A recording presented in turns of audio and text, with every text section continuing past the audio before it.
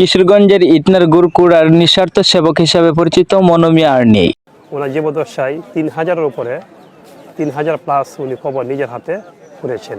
আর সে এমনি খুবই ভালো, গ্রামের যারা ছিল খারাপ কেউ বলতে পারবে না।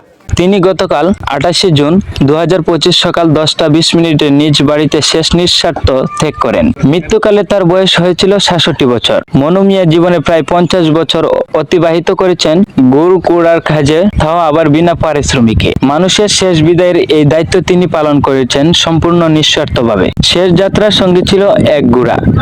জীবনের ইন্ধন হিসাবে তিনি বাজারের দোকান বিক্রি করে কিনেছিলেন একটি ঘোড়া। সেটিতে চড়ে দূর দূরান্ত যেতেন কবর খুঁড়তে। কিন্তু চলতি বছরের মে মাসে দুর্বৃত্তরা তার ঘোড়াটিকে নির্মমভাবে হত্যা করে। এ ঘটনার পর থেকে মানসিকভাবে ভেঙে পড়েন মনু মিয়া। সম্প্রতি ডায়াবেটিস ও বার্ধক্যজনিত বিভিন্ন জটিলতায় ভুগছিলেন তিনি। চিকিৎসার পাশাপাশি মানসিক কষ্ট তার শারীরিক অবস্থাকে দ্রুত খারাপ করে দেয়।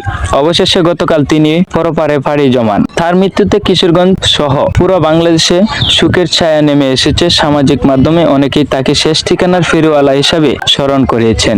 জেলা প্রশাসক, স্থানীয় জনপ্রতিনিধি, এমনকি বিভিন্ন গণমাধ্যমে তার কর্মজীবন নিয়ে আলোচনার ঝড় বইছে।